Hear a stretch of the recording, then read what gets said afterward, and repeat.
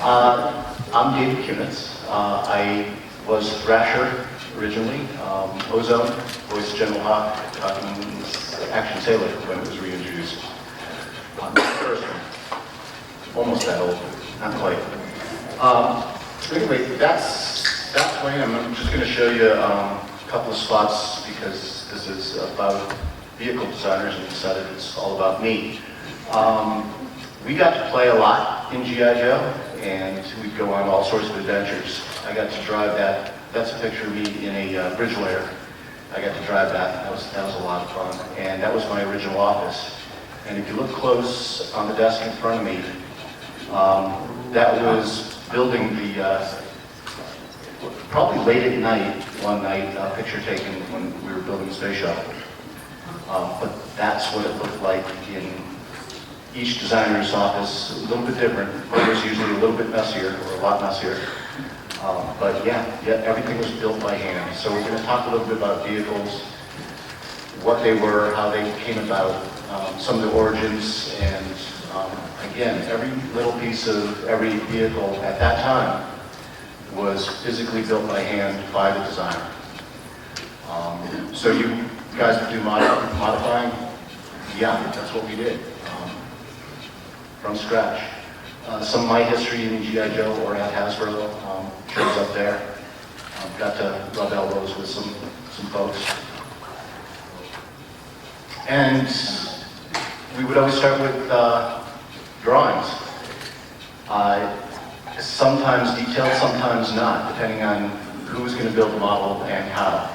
I'm going to show you a lot of stuff that's was never produced, just because I think it's a little bit interesting. And then some stuff that was produced and how it ended up being the way that it was.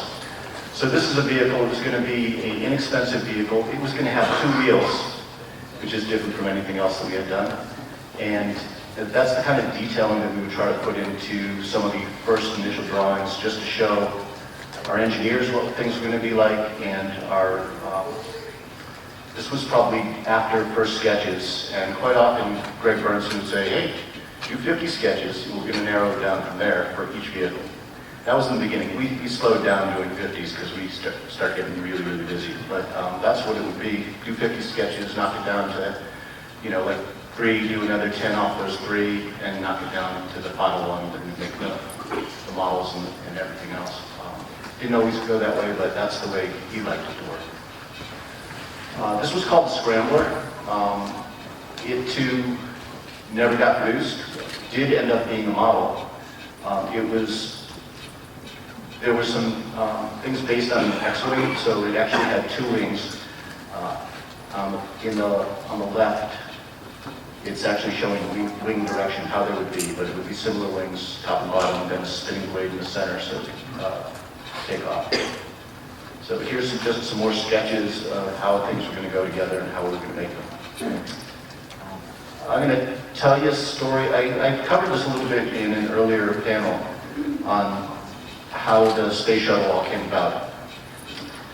It started out as the Phi-Star space shuttle, and it was based on the shuttle concepts that were at the Air and Space Museum. We had visited the Air and Space Museum as part of one of our trips down to the Association U.S. Army show, the big Army show. And on the upper right corner of that concept drawings, that was actually from the Air and Space Museum. It showed a shuttle that was housed in a booster pack. And the vehicle that you see on the left that I drew, those tubes were actually going to tilt out so you could nest that vehicle right in there. And then also it would articulate to become a whole space station. Ended up being a whole complex. That's because Steve Reese liked this drawing and went home and created the whole complex around it. So he did an amazing job making this huge complex system. And then we had to pull it back from what he wanted to do because he had vehicles that pulled off of it and all sorts of great stuff that was intended to be on the inside of it. But we pulled it back a little bit. It still was pretty massive and pretty proud of it. It was a lot of work. This is a different version of the Phi-Star that I worked on. It broke into 2 parts. It too was going to be like this mini space station and mini vehicle. Didn't get very far. This was just an early costume model. Did a couple of drawings more on it, but that was just, I just wanted to throw that in as a different kind of 5-star that could have happened. Oh, the reason it was 5-star, I was in the fraternity, Pi Kappa Tau, the star was our little logo, 5-star was a song, that's how it ended up. I couldn't get it on the package though. It was, sometimes you got your name in there, sometimes you didn't, what you were calling it initially. Locust, I've told the Locust story before. The Locust was a small vehicle, and I was asked to make this inexpensive vehicle, and it was in a rush. We had to do it really quick because we had this presentation, and I had to go in front of management and get something there. And the whole time I'm saying, I'm assuming, has anybody not heard the story? I was told to say it again. All right, people haven't heard the story. All right, anyway, I was told to, that we really need an inexpensive vehicle, and it should be flying. So I wanted to do a mini helicopter. And I did this drawing, and the rule was you always had to put your logo, whether it was Cobra or Joe, on your rendering that you brought in front of management, and you had to put the name of the vehicle. And I broke the rule. I didn't have the name of the vehicle on at the time. And I ran in, the little dots of white were still wet from paint. I had just finished this drawing, and I ran in and to present it. And I stood up in front of management, and I get sort of a scowl as I'm showing it. They seem to be nodding like it's going to be okay-ish. And they say, okay, but what's its name? And I said, well, it's the low-cost, it's the Locust vehicle. Can you imagine the swarm of Locust vehicles coming across? You know, kids will be buying multiples of these because they're inexpensive, and it's the Locusts that are coming across. And they go, oh yeah, the Locust, perfect. This is just what they normally have. So save that one, and it stuck, and I just couldn't believe it. But yeah, that was kind of fun, and didn't lose my job, so that was good. But that's where Locust came from. I actually, whoa, right here is actually how we build models. Is quite often what we do is create a basic shape. And then we pull a vacuum form over it, which means we suck plastic down over these shapes, and then we work from that. This is a later suck from earlier molds for the Locust. It was based on what actually came out. And I had some of the old molds, so I just pulled a couple of prints from this, and I may be giving these away later. Those I'll ask a couple questions, see what happens. See if anybody knows answers. Pay attention. Here we go. I've been talking to a bunch of people throughout the show and telling little Easter eggs as well, and we'll see if anybody's in the audience that knows those or remembered those, see if it was important to them. So let's just talk about the spoiler, just for a second here. This vehicle came out, it was for Destro, of course. Originally, it looked like that. So I had some marketing direction on this one. I was told, we want a really inexpensive small vehicle, just don't make it another flying vehicle. So I made it a walker. It had little wheels in it so you could like break that down and so you could scoot along. So that's what I had done, and I was pretty excited by that. Thought it was pretty cool, and I actually started building it when the marketing direction changed a little bit, and they said, well, we don't want it to be a walker because it doesn't go fast enough. I got the little wheels, it'll go. Like, no, it doesn't go fast enough. I go, all right, so what direction? You want to, recreate something else and, put big wheels on it, get that thing scooting along. I go, well, how about wings? I go, doesn't that make it flying? I have written right here, no flying vehicles. What's up? And they go, well, they're small wings. It'd be more like hovering. Okay, I'm in. I had already started the model, so I just stuck wings on the side of it, and I was pretty pleased with the way it came out. But yeah, that was an interesting way of going. You might have seen this in this declassified area, but this was a model not too many people get to see. We just got first shots. Right after that, we wanted to see how the mechanism was working inside. And the best way to do that is, of course, seeing it clear. So we probably created like 4 of these, and to test to see if the submarine would go up and down, how it worked, what was working, what wasn't. But it was rare that we would make these, and we usually made very few. But these were a lot of fun to have, just because you got to see everything inside. And it was like the Invisible Man that I used to have as a kid when I was making model kits. But I just wanted to show that off a little bit. Oh, let's talk about computers. So the design department did not have a computer for a number of years, like a lot. And I actually wrote the first proposal to get a computer in the design department, specifically for labels. We had been doing rub-down labels, letter set. Some of you may know that, probably not, but you basically have to scratch labels to get decent lettering, or you hand drew them, and later on somebody would, through photography processes, creating these, cutting out, rudolith and all those things that you won't know about, to create the labels. So that label on the back that has a little star in the United States on it, a little zigzag thing, that's actually how a lot of the labels looked when we put them on the vehicles first when we were showing them off, because we didn't have computers. It was pretty insane. So we did this, I wrote this proposal. My boss's boss said, we don't need computers. They're just going to slow you down probably. So I had already bought a computer at home because I wasn't going to fall behind of all my other design friends. And I said, all right, let's do a test. And so we did a label sheet, and it was actually pretty surprising. The computer was faster and better to create letters and shapes and decoration. So we ended up getting one computer for the whole design department, and people were there nights, weekends when the air conditioning was off, they were in there trying to use it so they could get time on it, and that lasted for a while. We ended up getting more because apparently they're helpful. So yeah, that 220 you see on it was actually a rub-down label, and then the United States on the back was my chicken scratch trying to say, this is what I'm going to want to the graphic designer who's going to have to go out and do it.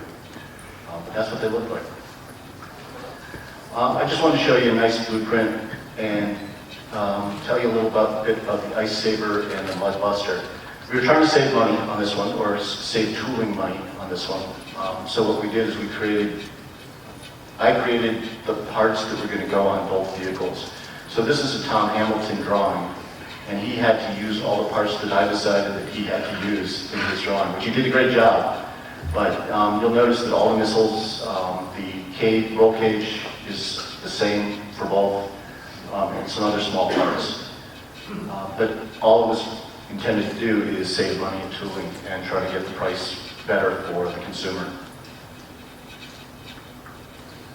Mamba. So this drawing was the first version of the Mamba. Again, Aerospace Museum in Washington.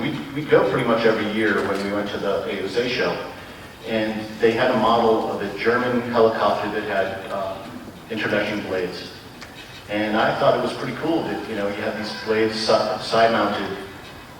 It worked. Russians had one later. I don't think the U.S. ever created one like this, because actually it's really, really dangerous because they're tilted down and they cut people's heads off. So you can go from the front towards these vehicles, but you can never go from the sides.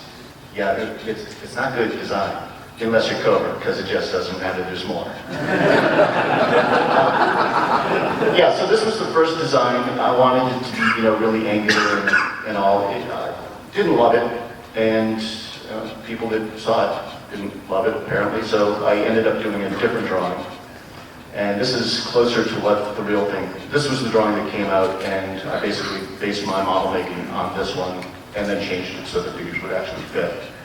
But this is the second drawing, the version 2. Let's talk about the bug. Thank you. The way the bug came out is not my favorite vehicle. This is initially what the bug was. It was going to be, I'm going to get the numbers wrong, but it was probably like a $699 vehicle. It was really small. It was a one-man legged vehicle that had some guns on it and some stuff. And you can see it has one bubble. And so this was an early rendition of what it would be like. And then I was told, well, we kind of filled up our $699 price point. And we like this thing, but let's make it a little bit more expensive. So, somewhere around $9. So we decided, let's make it a little bigger. It's going to have 2 bubbles. It's still going to have the feet. It's still going to roll the feet. We're going to tilt back, and there's going to be all this cool mechanism that made the tilt back because I could afford it. So it was 2 guys, 2 bubbles, a little bit more gun weapons, and all. Yeah, well, that's cool and all, but I think we don't need $9.99 now. Somewhere around $29.99. What do you think? But we like this vehicle. Don't change it. Just make it a little bigger, and well, you got to put more features in it. You got to put more play value on it. And I was told to keep the essence of it. So that's really how the bug ended up being the bug. So I ended up doing, well, I took the wooden model that I had made for the first one, took the wooden model that I made for the second one, and just keep revising until it was like this Frankenstein thing. It was fun to do, and all that. It just felt like Frankenstein to me. It wasn't exactly what I had intended in the beginning. So that's what the wooden model, the costing model, to see what the size would be, and everybody's going, yeah, that's the thing. Hey, right, let's go forward with it, and that's how it came out. Love it. Thank you.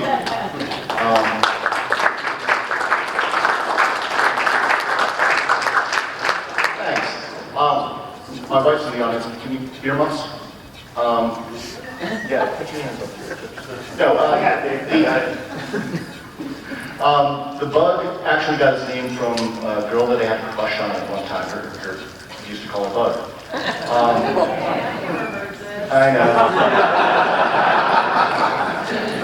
My extension actually was 3754. That was on the one side, and then telephone number of her brother was on the other side, leaving off one number. I was buddies with her brother, but yeah. Anyway, let's talk Hiss. Before I get in trouble. Return of the Hiss. Yeah, I've got that one. Return of the Hiss. We've talked in other meetings about drawing in meetings. Designers quite often, in order to pay attention, we try to draw. Or maybe we're not paying attention, who knows. Anyway, so we had not intended to Hiss 2 at that point, and I just started drawing what I thought should be the Hiss 2.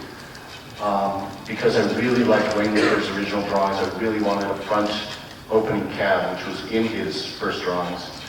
And I thought the Hiss, because of its importance, should be bigger. So I just started doing sketches in meetings. And these are just a couple of ones that I did.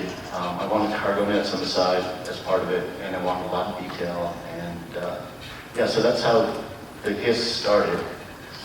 Ended up with a drawing that seemed to be liked, so we ended up doing the product. I had to drop the cargo nets. That's what the costing model looked like.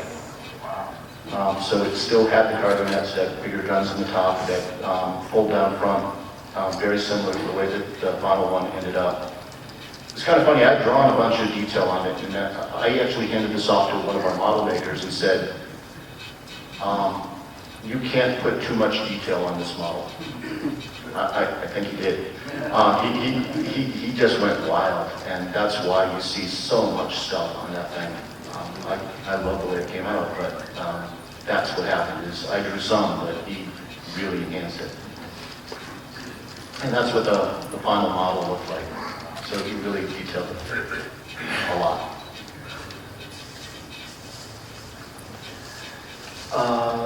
stellar stiletto. So again, the sketches that you see there are ones that I was probably doing in some meeting or another. I have several more pages of those, of different kinds of configurations of what the stellar stiletto at a price point it had to be at, and I just started playing along with it. Also brought back one of that. Off the original models. Now this background is actually off of the model, the backs that I used to make the model for this. Let's look at that. So before doing that, we do, again, a costing model. And so it was all done for size to see, first of all, to show people this is what we mean by size. It was also done so as the cost engineers were looking at it, they could see and estimate the plastic weights. And then quite often we put some of the mechanism into it. So this did have the tilting tail, so it could fire upright. Again, stolen from earlier, the idea of lifting off from a tail was stolen from, the Germans. But because it's Cobra, it's okay. And those are the molds, and those are some of the back forms that came off of it. Go. That was the final model prior to being cast. So that's what it looked like. There was only one engine on it because we only needed one because we could duplicate that in casting. It was much sharper than it should have been because somebody's going to get hurt. But yeah, that was taken off in engineering. And that was first shots. So quite often, well, pretty much every time, we would get models back that were not quite the right colors.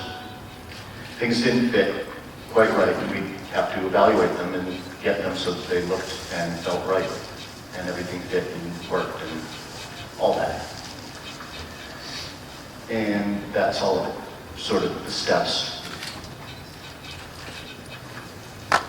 All right, let's talk about Jurassic Park for a while. So our buddies over at Kenner had been working on Jurassic Park, and I needed to do a Jeep for Sergeant Savage. And instead of creating a Jeep myself, I decided to steal from them. Now theirs was much more expensive than I had to play with, so I cost reduced this. But if you look at the details that are on the Jeep, it did come out, didn't it? Yeah, it did come out. I didn't change that much. I made it moldable, so it was a lot less expensive. I used our wheels. But yeah, there was a lot of, well, I got from a professor, said, as a designer, if you don't have to design, don't. Lie, cheat, steal. That was his line, not mine. If you find things that inspire you, use them. Why not? And that significantly inspired me, so I just took it. And it was our company, so it was okay. So you can see that they are almost identical to the line. Tough to see. Sergeant Savage Rock Crusher. This was a vehicle that was supposed to come out. This is drawing all the mechanism pieces that would make it work. It was going to be a rapid fire plunger launch. Worked really, really well. Never came out. Disappointing because that was a pretty cool vehicle. Could have been used elsewhere. But yeah, we didn't actually produce it. But that's how if we wanted somebody to know how to what the parts were and how we were going to cost it out, that's what a designer had to do prior to it being engineered. So you sort of had to be the engineer. You had to understand the marketing. You had to understand the sales, who your consumer was, and do some of the initial engineering, plus build models, plus render, sketch.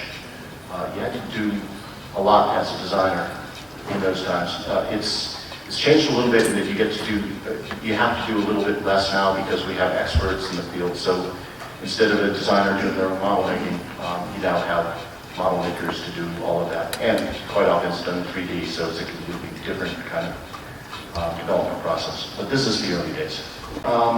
Some of you saw the original over at Hasbro if you were there. This is a vehicle that I drew because the direction was we need a snow vehicle really bad. So it came out just like this.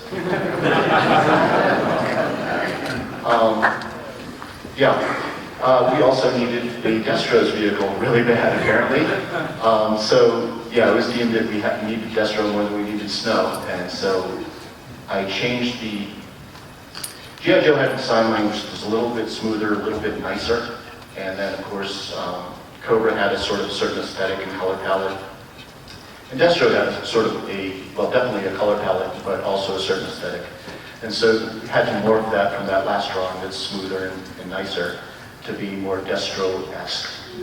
And so created this and then made sure that the spoiler was able to fit on it and land so that Destro could really command. The interceptor. So actually there's an interceptor on the floor that somebody did in CAD 3D. Really looks cool. It's a little bit bigger than it was in reality, but really, really cool. So I was pretty psyched to see that. But this is how the initial drawings for that interceptor were made. This is how I was looking at it.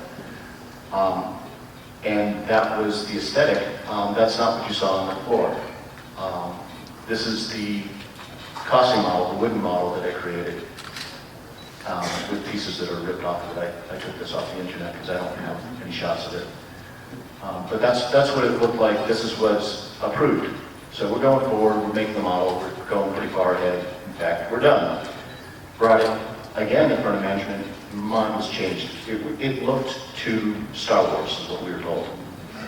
Can you make it more Star Trek? Like, yeah, I'm not sure that's Star Wars. I'm not sure it's Star Trek. Anyway, so this had lights and sounds, and you could hold it in the back and fly it around. Had missile launching. It was pretty cool. Depending on the angle you held it, different kinds of sounds, but I had to change it. So it ended up having a longer, sleeker nose, which was apparently more Star Trek. So that's how it was going to come out. The light up Gatling gun in the front. So that could have happened. Didn't quite. We got to a stage where we were showing it at the toy fair, and then it was deemed that we were no longer going forward with this part of the line. That was in '94. So, mechanized Manimals and Manimal Hunters. I believe this was part of the Manimal Hunter line. And we created this, we had a whole bunch of mechanized backpacks that when you hit a button, they would snap around and be helmets and guns and shields and all sorts of stuff. It would be worn by the G.I. Joes, or at least by the Manimal Hunters. This too was killed as it went over to Cincinnati. But the nice thing is they took the direction into Star Wars and they created some of the Star Wars Deluxe off of it. So we still got to see some of the mechanisms that we created carried forward into Star Wars, so that was kind of fun. And we talked in an earlier about some of the models that we were creating. So some of the vehicle designers were told, go off and create things that worked. And so a group of us got to do that and then hand them off to Kurt, and he would make them look good. But this was one of the earlier models. I should say what he does. His name was CD-ROM, and he had wheels, as you see, on his elbows. He's carrying some. They were on his feet. There's one spun into his head, on the hips, and basically any position you put that guy in, he would roll. I mean, he would scoot down the hallway, and he was a lot of fun. This guy had the sink and swim mechanism that was in the Barracuda. So he would dive and then raise up and then dive again. This guy was my absolute favorite. I was told that there was no way that I was going to be able to get a figure at that scale smoking. There are, built into his legs are AAA batteries. It had little bellows in the back and a little chamber that could create smoke. Hit the bellows in the back and the smoke would come out around his head. So at basically a 4-inch scale, we were having a smoking-headed guy, inspired by one of my favorite comic book characters. Anyway. Sonic guy, this guy had jet sounds, and as you tip it, the jet sounds would change a little bit, so we had an attitude switch in it. So you could take off and then really punch up, but again, in a very small figure, which hadn't been done before, and we were told couldn't happen, and we made it happen. This guy had basically a laser pointer coming out of it. It was an LED, focused LED, so he was sort of this laser viper. Dude, I ended. Wow.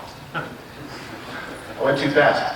I should have told more stories and stuff like that. Yeah. The flip out same thing, so it started Savage. I have the drawings here.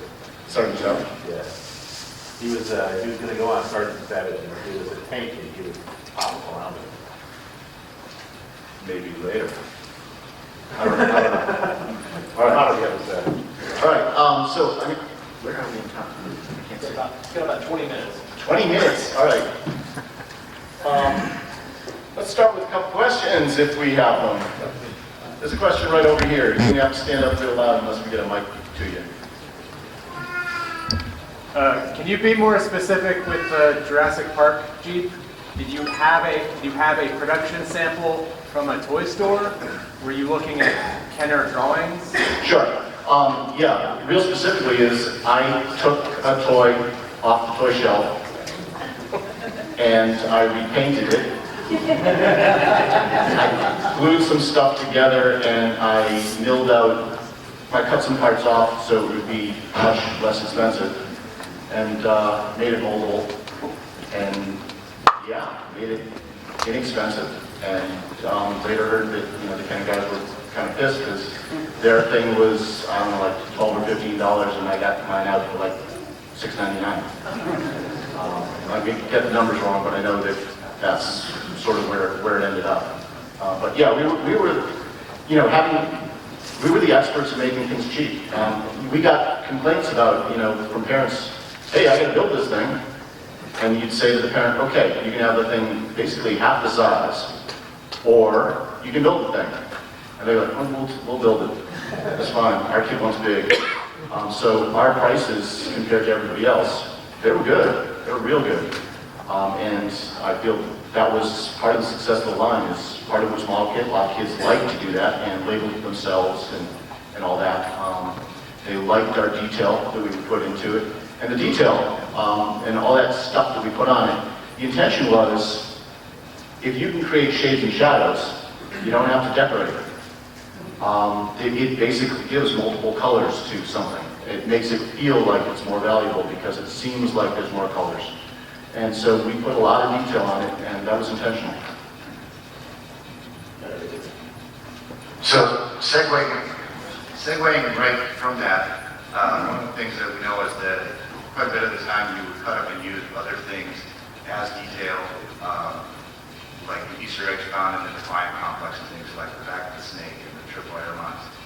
Here's a question. Did you ever use zip ties, for instance, specifically on the bottom of the Crusader shuttle? Aztec detail. The question is, did I use zip ties on the bottom of the Crusader shuttle? No. Actually, there's plastic struts that you can get that have multiple textures.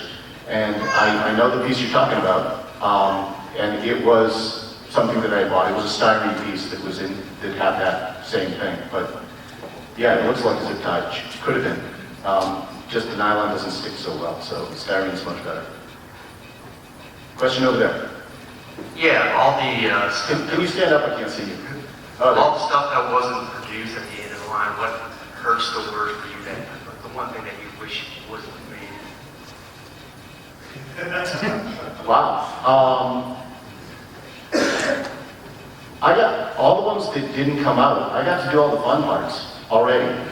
I mean, the fun part for me is come up with something, build it, and have it there. So I had fun.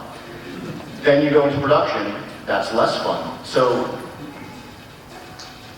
I didn't have to do the unfun parts, I still got to play. And I was moving on to other things and still designing. A designer, by the way, is basically working on 3 years at one time.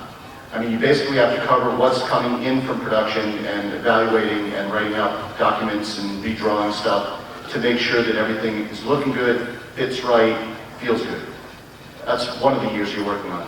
You're also getting into the year, so that's happening that year. That's going to come out this year. The next year is stuff you're working on also, because you're finishing up your design, you're probably finishing up the model making, you're making evaluations on that, and it hasn't gone into tooling quite yet, but you're doing all the things that are prepping it for tooling.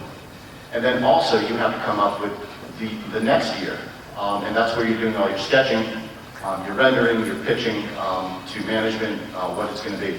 So you're busy. You're working on 3 years all the time.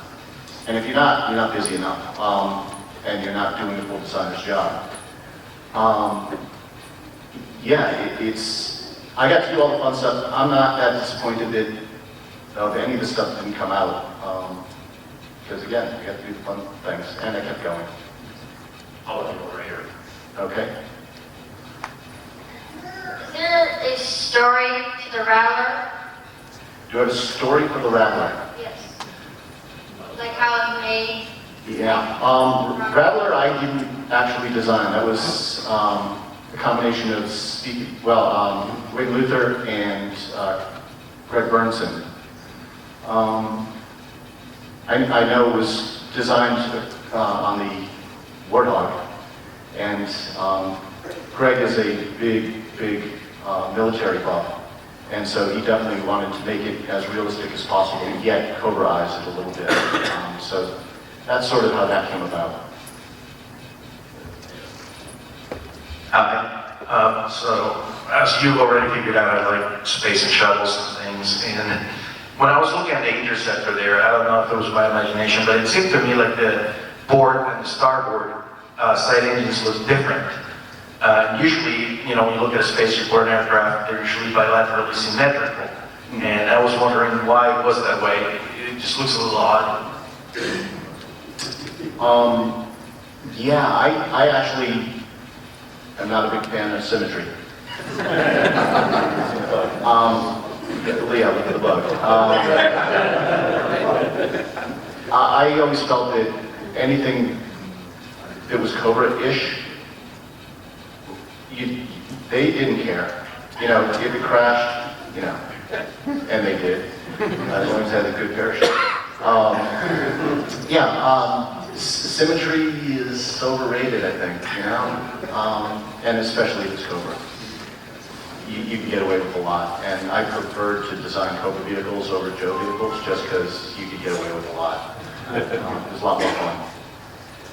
Lots of things are asymmetrical, buildings, progresses, but the bug, in the comic it was portrayed as like an underwater vehicle. It was always a, sort of a driving submarine, and then in the actual toy itself it looked like it was more land-based. What was its original intent? It absolutely was supposed to be underwater, and then amphibious.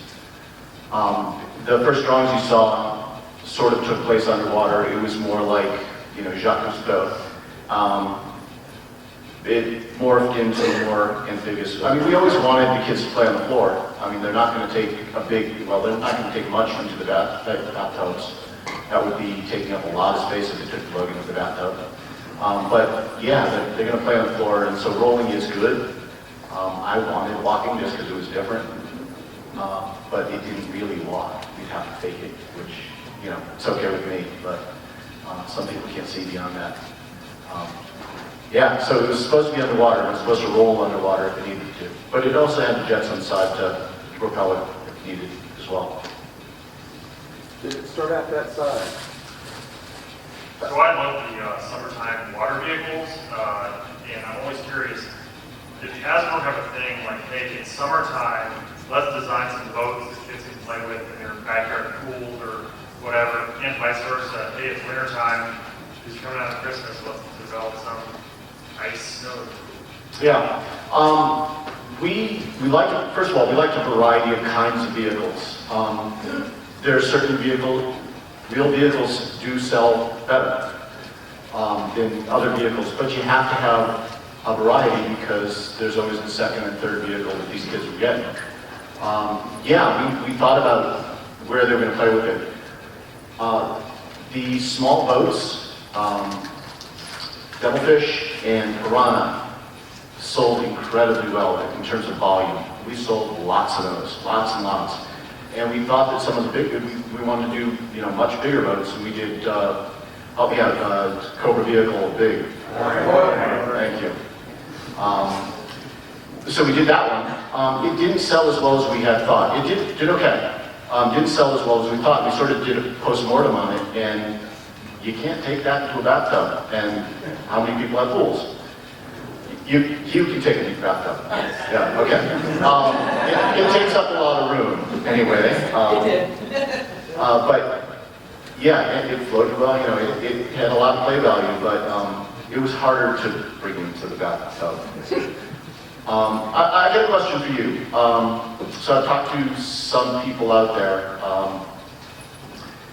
And a bunch of you know it, but does anybody know what vehicle has first date with my now wife? Anyone? Anyone? Not you. Anyone? No? Yeah, okay, let's try that one. Vehicle that might have my nephew's birthday on it. What you got? So the Gladiator is the European version, and it's called the Monster. No, the Blocker. Monster Blaster APC. No, Yeah. the Blocker. Blockbuster. The Blockbuster. No! That was a good guess. But you did get the Gladiator part. Anybody know the Gladiator? Wagon. What? Wagon? Yeah, who said that? Come here. You gotta go through your reading clothes on.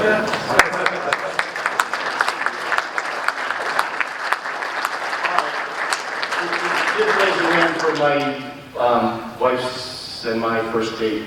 What was that? It's on the Mamba. It's 225V, and V is for the back end. Nice, very good.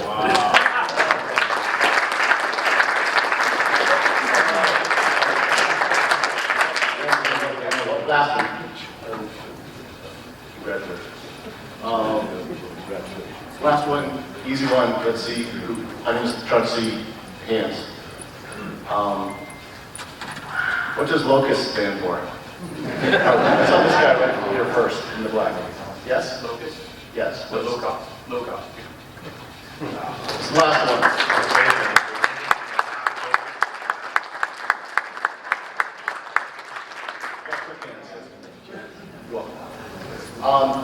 Any last questions? Yes, in the front here. Yell it loud because you don't have a mic. So in the Star Wars community, recently they found a way to kickstart through HasLab Jabba sail bar, something that the Star Wars community thought they would never see. If for any reason Hasbro wanted to go and do a HasLab for Joe, is that something that's exciting for the world of toy designers to have a budget that's much greater and be able to do some of those details that maybe you couldn't have done when you were working on those things? Is that something that is a little more exciting, or how do you feel about that type of thing? So the question, if you haven't heard, is HasLab did the sail barge for Star Wars Kickstarter. Really cool. And would we want to do that for a G.I. Joe thing? First of all, I'm not with Hasbro, haven't been for a while, about 6 years now. I consult in design for a bunch of other little toy companies and part of some startups. Anyway, so I can't answer for them. Would I want to do it? Absolutely. I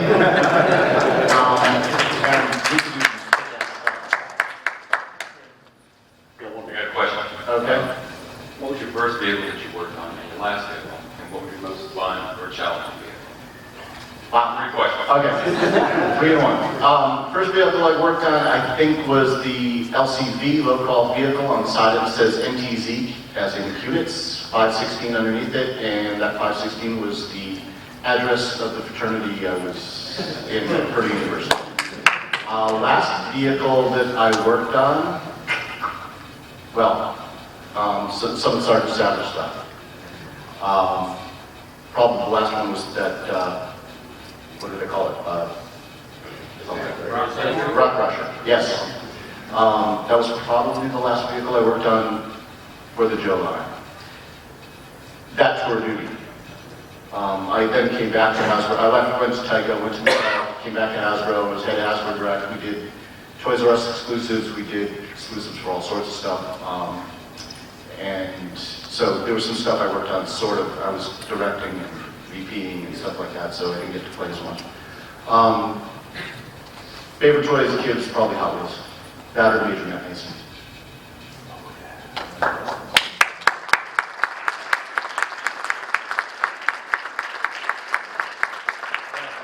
think I've run out of time.